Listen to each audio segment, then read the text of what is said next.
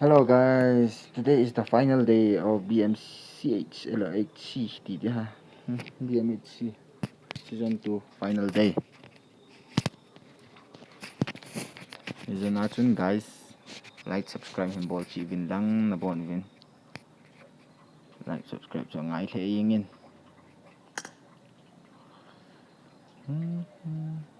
Insane VDT mount ki chip nal le vin guys ma ke diong 6.17 KD. Ama tu the dealing a top fragger round he. Step 1.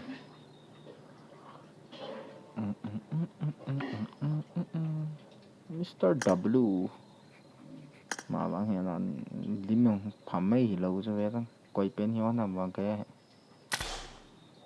cơ sở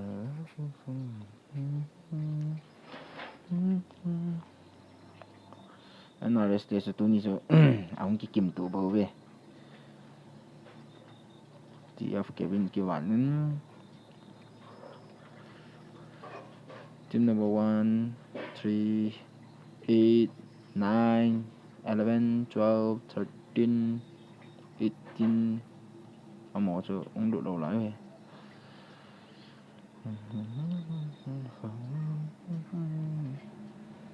guys cái chip cái team here cái ông này có cái chip good team here sẽ kiểu OP guys OP cái chip cái gel thôi vậy nè như bạn anh vô tiếng để khát tôi cái khát tí nên tí khát cái đó không khát tí á host khát here anh vô là cái chip kit này cái tí nên tí khát đó không chỉ ba cho cái task á nên là guys không cái chip đâu hết tay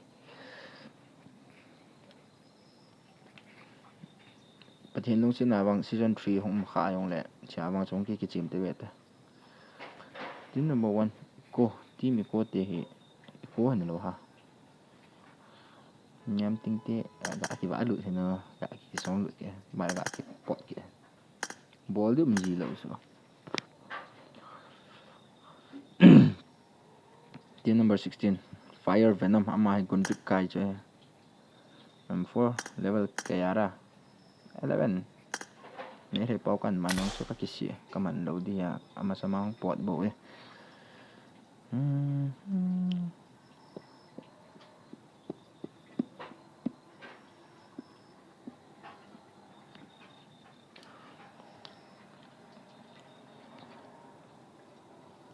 โอเควันจีเจนะจิวตา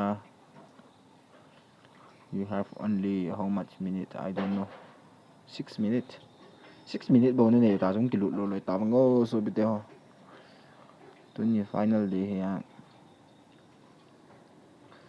ลองดูที่ห้องนั่นแหละดำกิติให้แบบ half lobby อย่างที่เราไล่เว้ยก็มอมอนเอสเกียมอมอนหิมอมงตากระสิมสมิงเฮีย red friend op goloya he th leo ama he changao ni nem ting zizi ama he tu ni akedi he kasu down pi da he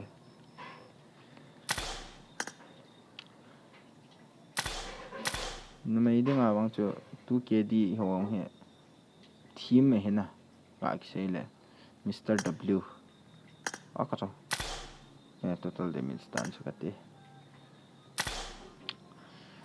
Mr. W की चाहिए आही कोई हम लाल बॉय मेरे होते से लाल बॉय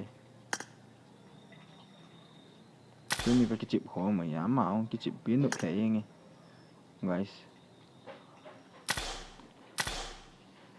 पापा कोई दो हम लुटा sugar daddy ले not your daddy मानी हम लुट हम नो लाए है okay kêu clan hong ki kim ta we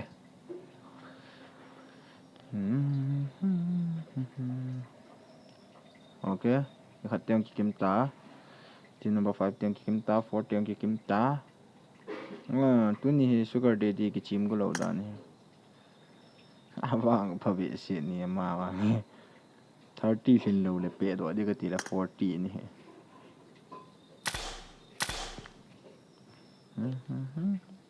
team number 3 te hi pt den wa tam Pinon say kita. No say kios na câu thầy lâu điêu tại.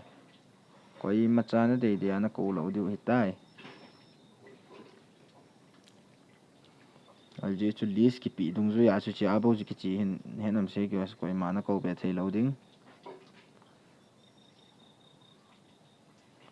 Team number 1 2 tiang ki kim ta. Ai ki kim hi amo hoi long gai dok chi ta. Che KZO Zesgin. Team number 4 among ki kim kita. Daddy tam the ayang win. Mount Daddy kit. Level 3. Mount Daddy kit. Kitila. Hello picture. Gills.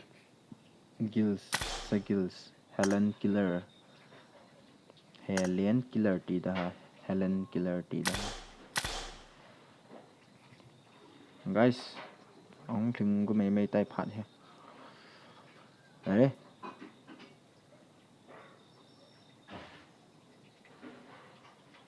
Just can remove kan kang chen ao. Nang jina mi lut thầy lo tai.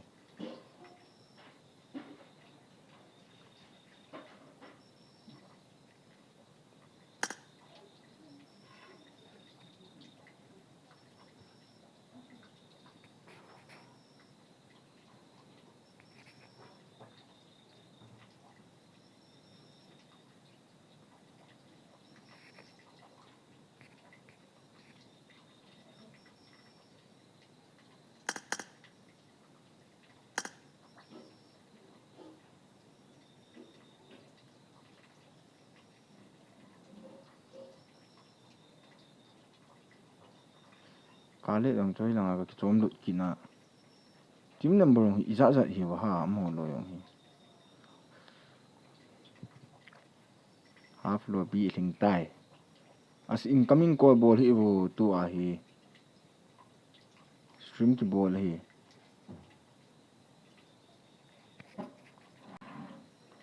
Stream ki ball pet ne mi hin call ji hi. Akipat masanga nei call deu ipi hi le.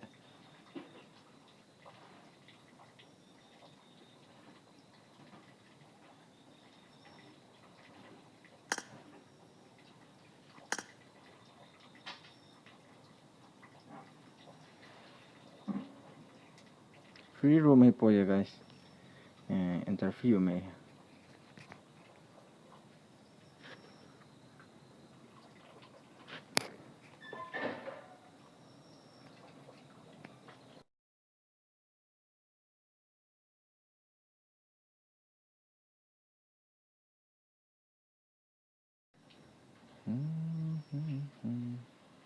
One minute. 1 minute.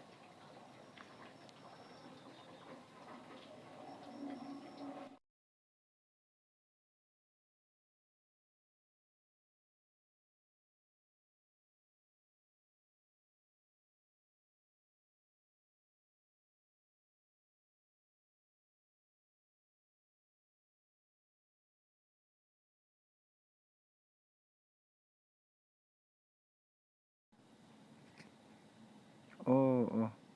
Engkal ngam esports dan cho na khat ho cha.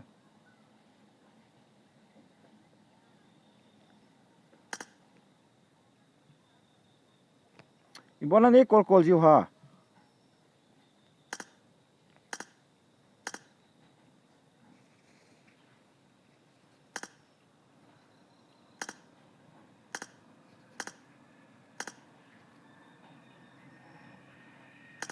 Tapi ta hi be nge.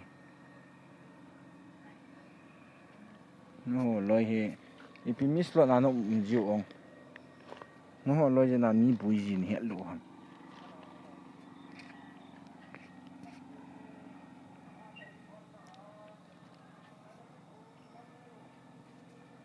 Kai tu tang cho microphone an sap ki do katte ai suboi dong sina tam ve. Microphone sap ang atha nu the da. This is a simulation game set in a virtual world. and does not represent real life. Please play in moderation, take frequent breaks, and play responsibly. Like cookie stand amount he slightly sa giàu rồi he. Account second account hi lawang ka pon ewang slightly sa giàu rồi mi amin ka ve long la slightly sa giàu giàu long amo he ying hin na. Jo chine final day he excuse pinan ti the lo do he. Oi ta clarification to ka si.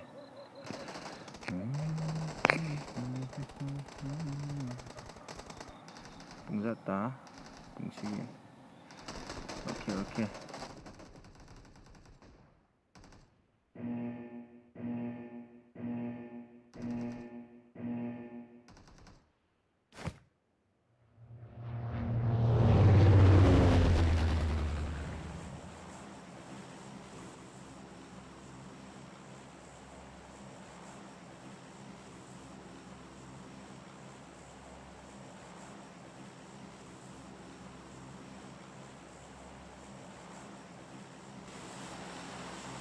Gangan esports GE hos gangan esports dan cho ka het do lo ken global esports ka koi yeng esports player ho mama.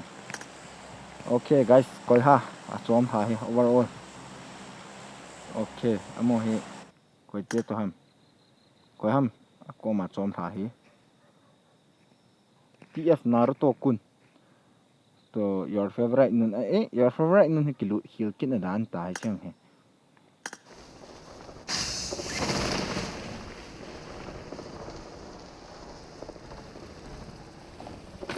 Tốt lợi thì cái rạnh cái đụt xì lại đán chờ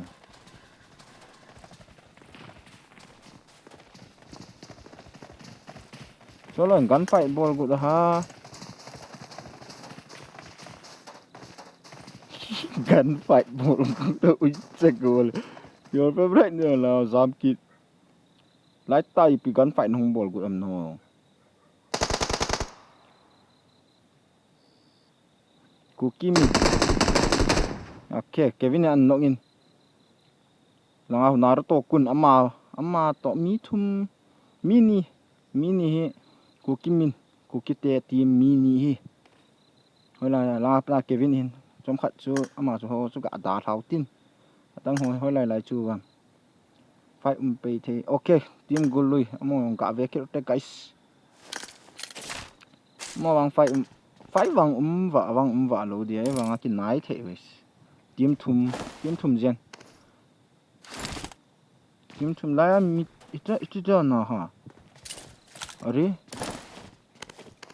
team ko te ti da na mini se bo ki da ta. I don't know. Namting okay, namting. The namting Mr. W 18 pills. Where are you? 18 pills. Koi ha 18 pills here. 18 pills hi taki. Koi to ha. Amo he ke clan ho he guys. Team thum jen hi bala la ong he. Team di he la red frank. Okay, bol nal the ve ka team ong chen. Guys, kyo clan ho hi mana che kom yong di poi ka ino ke kamang ke kam that the ko khat hi wang wa. Team nga jian dan 1 2 3 4 tua hi khat chu ki white man dan ta tua team li amo li yong ke tham tu de he ama he le ka partner pa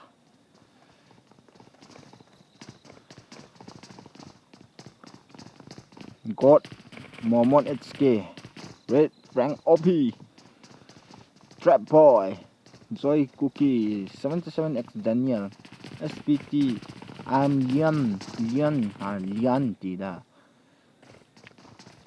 Enjoy gaming ama he solo re ga nup nang ki chim bo na guys ama he cho ta bong ho he sam ti sei da ha ki pa pi om ji ve na okay TH legend cho hong nok tan to 77X Daniel ama han rush lut in hi ai wang an rush lut kina le team chum khat hung leng lut pe thei din muna ji ni ama hong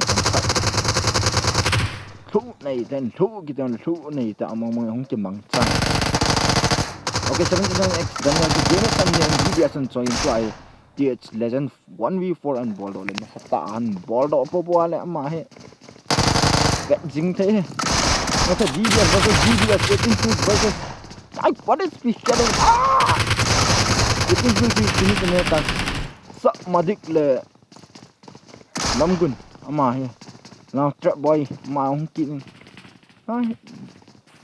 nasa ta fa yung nila nila kaya guys yun din ay 79x Daniel so ang kinahula mata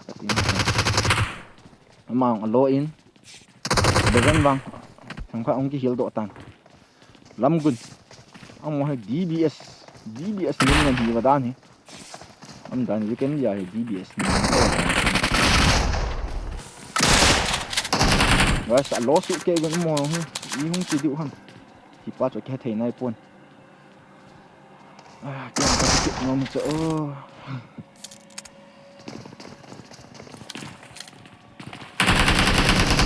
ok guys ok không lôi bên cái khen tu lôi bên vẫn nôm mày nôm bên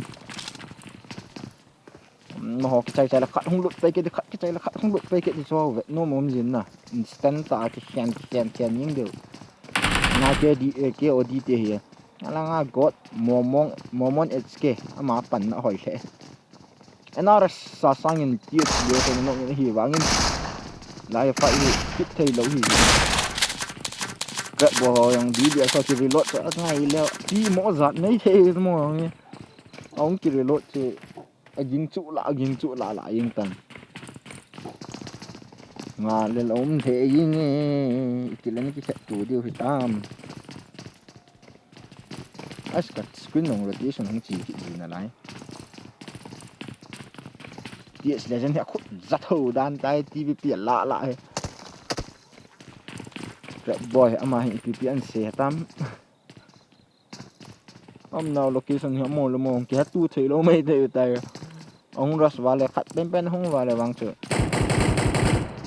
ông pen thì nhẹ khát dữ hè người ta fielding min ball hết tay ông bàn tao ok trap boy chứ legend anh nói như cái gì cũng là đấy đi để shot này kia cái này là bao nhiêu comment gì lắm cũng cho anh knock down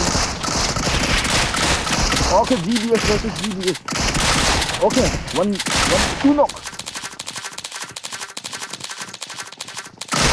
ơi tụi cái mà cái hồ team họ cho cái vải tụi tan tụi hay gót mong em mà nhỉ dám tải là anh nó được là vậy just for dolu ama ni wang den han eh den han ai ti hana ama ni ong gal jam hon tai Highland killer team PP mong he hashtag tu amo he hai tang ke ball wale 10 plus skill nei la tu ni match ni den 10 plus skill ne wa chicken ne la mong hashtag one game mo hui poi to cha competition chu new era to team PP hashtag 3 wang cho koi tam wang kha thei tapon guys hi wangin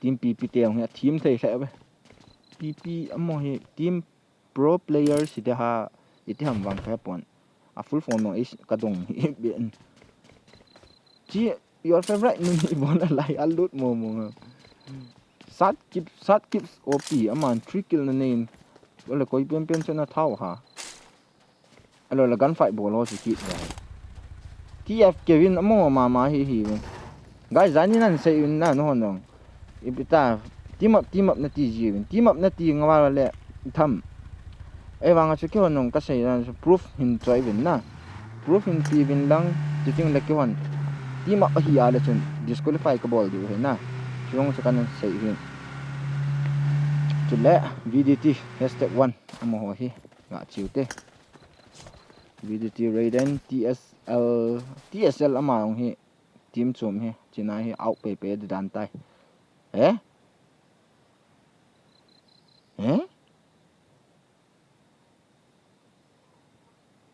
cholo ki bandut hil ta wela ke odi coffee nong alut na dian lut talo papa guido to Raiden ama ni bo hi honi #1 ko ti ama ni lo dan te team 21 amoy về number 1 insane VDT mandem VDT jot 44 ama wang hi clarification ama yung ngai di he ama hi team list azaw lo ba he just for Dolu, where are you? Aku ni so tabin Joy Cookie na mayo. Boja, na ball kill the sila. No, ni kita lehan na lain. Okay, mo hi katong ki fight to kill ta. Team number 1, team ko. Not your daddy so hung du tham ka ti le. Hai la zaw du ham khaye he. Not your daddy hai la zaw. Hai la zaw lo pi la. Team 22 ti selama out do dante kan lo he na sina so hiet du yong chu lam khanin aphai ying.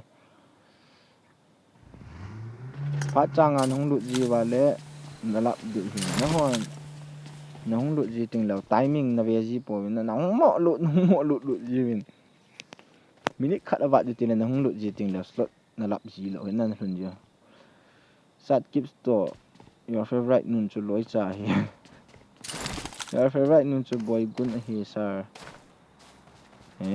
comment sim tong o ita de again nang nyong koi slot na ka chop le le ong nong ji ta ni ta bai do ji chu nom nan tim be ji ta okay we are back to the match aloi pa ko gam the yingin ama ko revive mo ding ka ha ta san be si ta pon zon nong hong ki nin opai ma hai kill ama nok kit ta Helen killer nok ta dedi ama bu wat tai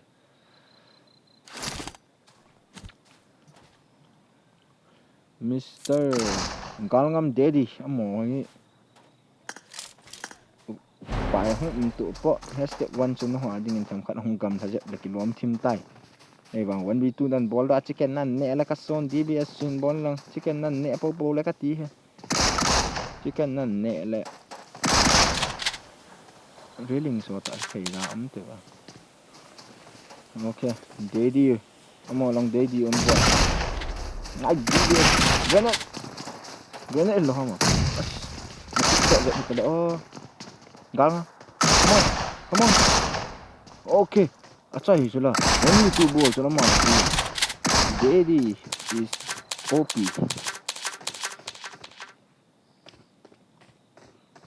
tu achu team ikote so ki chai hi tai pai ta poi total kill ja nei wa mo 2 kill chu total hi nge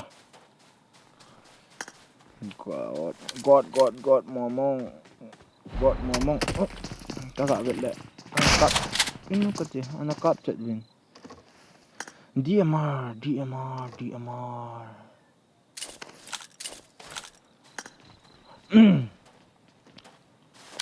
kasi sungai win lang team Cookie te Cookie stand ama hi koi pen hi ham clarification nan bolio tinge fire venom wang hi gun truk kai chu he ai wang ka he nai ama che number 1 pau to number 2 pau hi hoi ta clarification nan pi ngai du he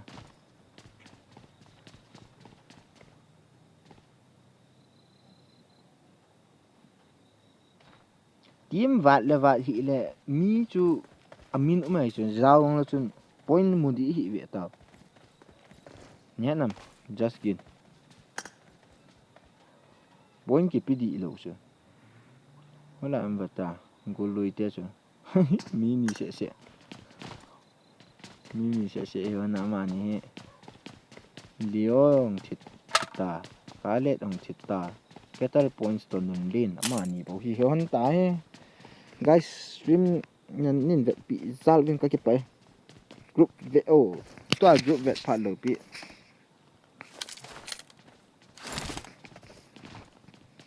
Now is not time for group. Okay.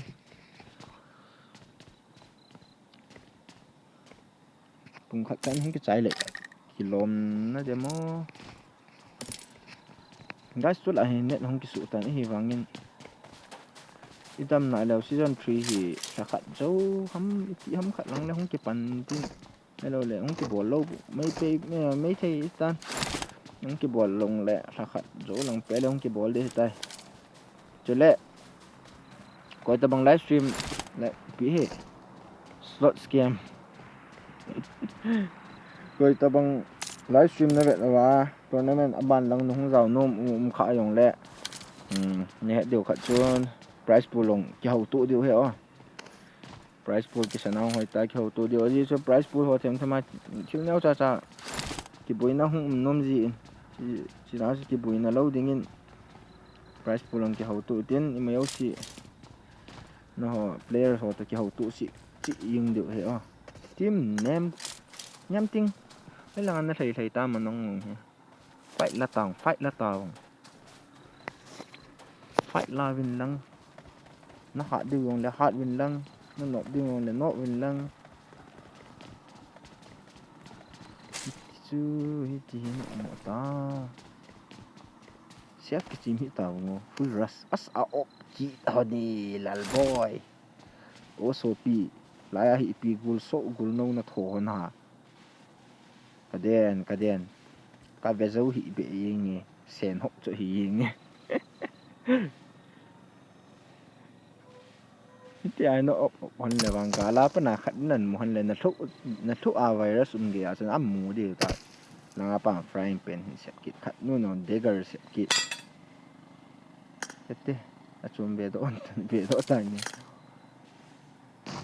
ok các cái tụ chết này tiếp tiền âm mà SPT tiền âm mà ăn rất sợ đi tay mình xuống cái tụ chạy yên sạch kít BBS ini. Oke, mantap ya.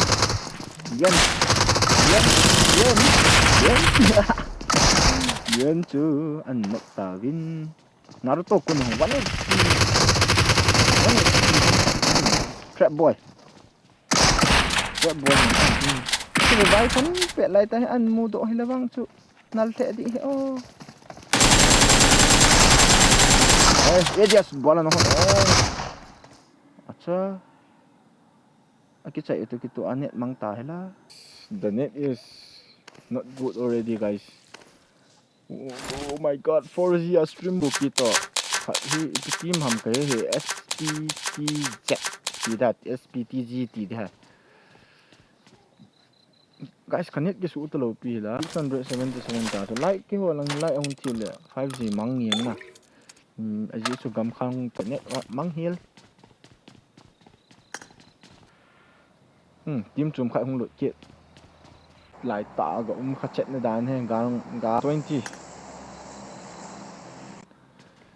amazing in hile anh mà đổ tiêu vém apan ball na nó cho phàm mấy hiểu net here cái live cái chị là lẽ có sạch đồng đi tay livestream cả anh điện hiện tại ok sẽ kiểu sao mà ông hi dùng bông hoa hiên mà ông hi net mình tạo gì đến cho nên anh chỉ đọc tràn hả lẽ anh stream nó lo hòn anh vẹt và lẽ theo then TSL ama hindi revival so namutay may ông kihil to kini wala pa nan kaya so 2 nights kaya bukula mo pi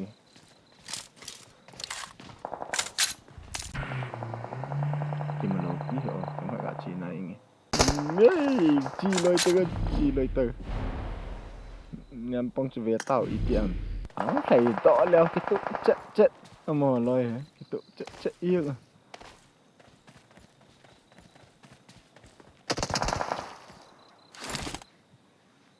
nam pong first it thum zet ni John damage song hi ông hot zet tan rasa dingin hong ta ve nang apa na fa hoi tamin na fu gya mo ta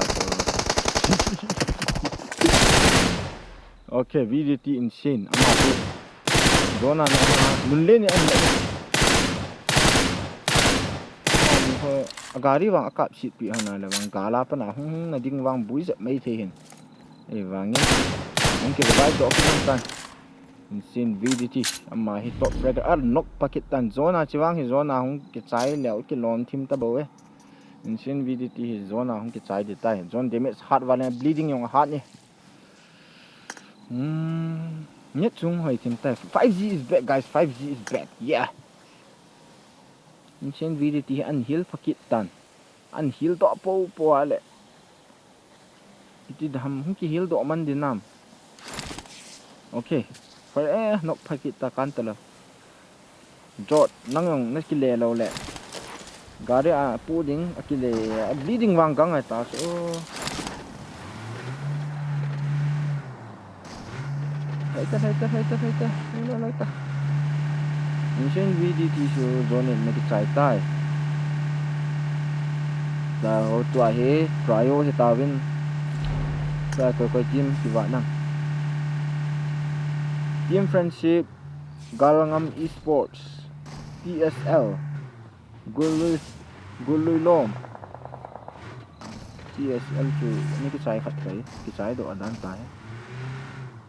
Amo hi Steven ho hi pi hi batai Sugnu boys. Okay, Sugnu boys kan melchi thonga kan melchi tai to hai.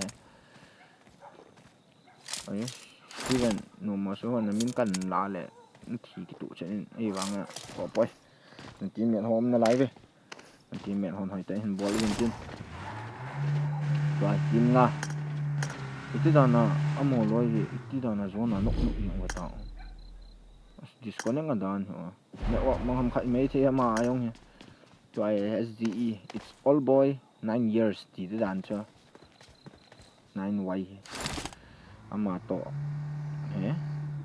iti den taong ma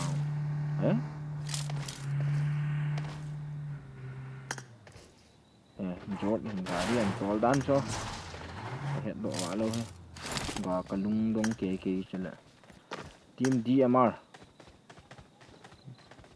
Okay, ama gangam esports ma ji me tu chen ge na survive game na pang okay Elvis ama he na side do pe tan ti ga DBS ka ve dai ke pangong ke pang man ji le akat ki mon aka ma le sen ki kulcha en ka ma le koi ma ki khangai lo khatlang DBS. Okay acha Nal momong kasi he galngam esports dedi ama wang DBS god momong ti DBS ai 1v5 ti di tai an bol do he to he TF galngam esports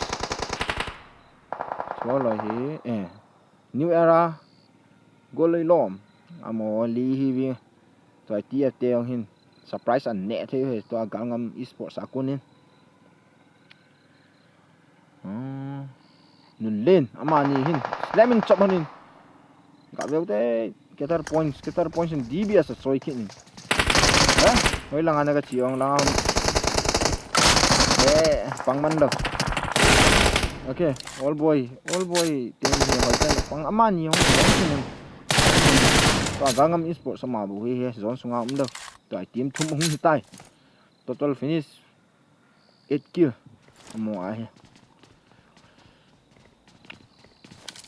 new era te he to ai amohin ti sai dam a defend di utai apan mun hina hashtag 1 pa he a defend ngai he hoi ta defend do wala sen mo yung trophy so la pon prize pool long ti da ta first winning prize ama he la ding ni hitai kai match khat akiwat na lion guys ai ji tin a hoi pe le match khat ong chung ki chim thakit di hin ama hi thu wang nal thôi chi ha le mi team ni lai to ai koi pen favor am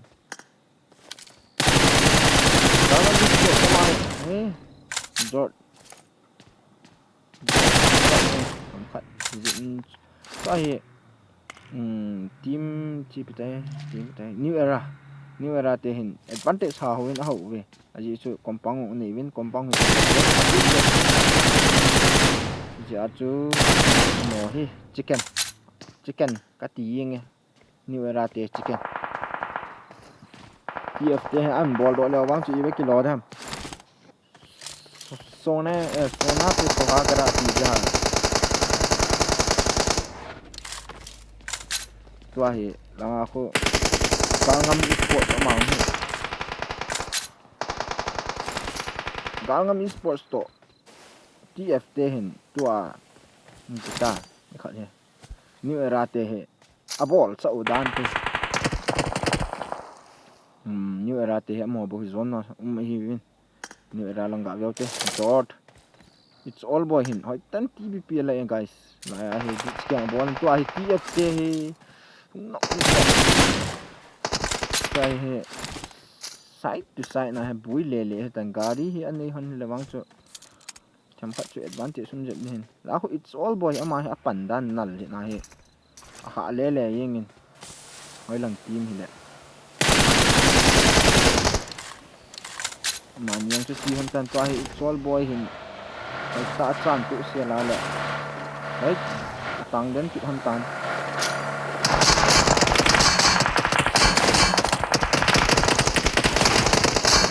bola sat kit copy lai ta sun nok den tan ken nang ka hei ta poi hi wangin to hi naruto kun wangin to dedi hi kan ka awa ni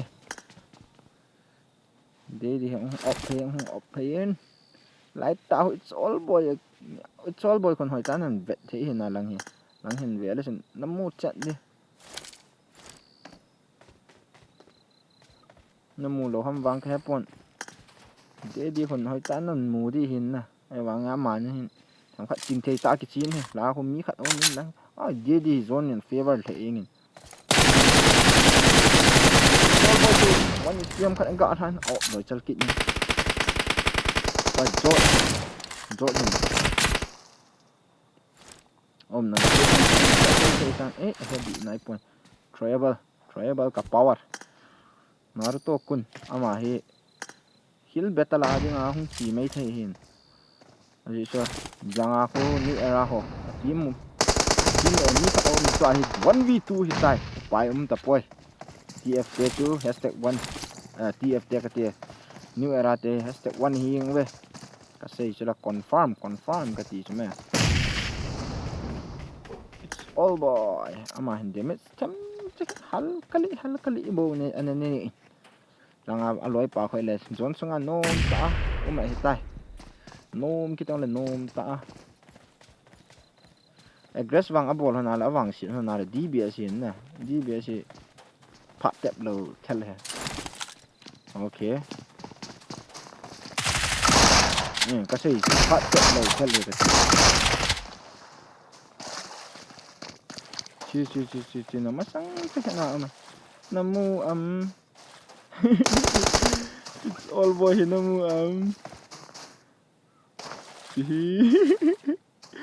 suka ki zabe it's all boy na ball kill ke yin na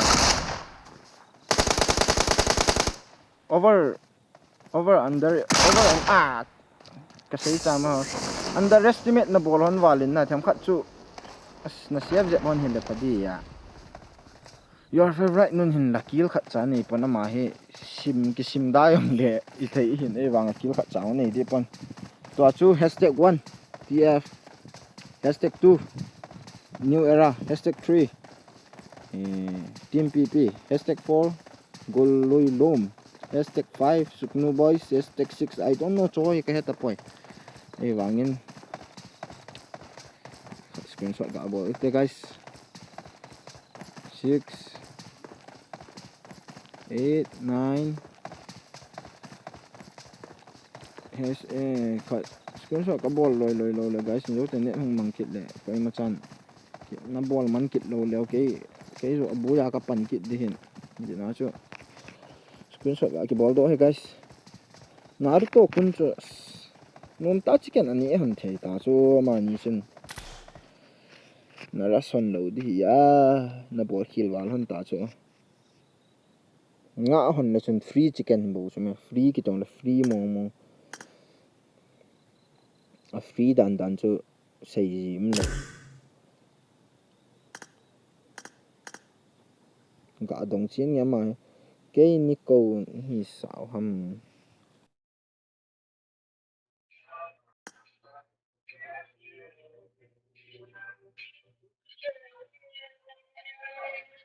Nga lagi pandai.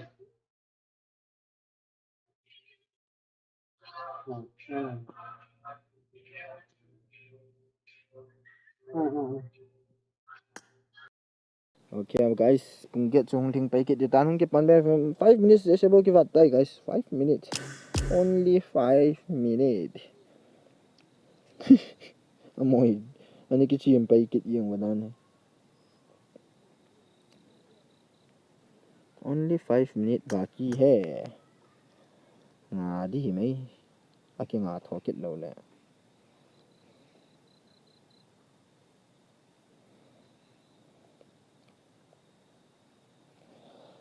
stream yung ki end datan te aka yan kết lâu lẹ buổi kết khẩn mày sợ end tăng dấu tin lẹ ki thả bật kết đây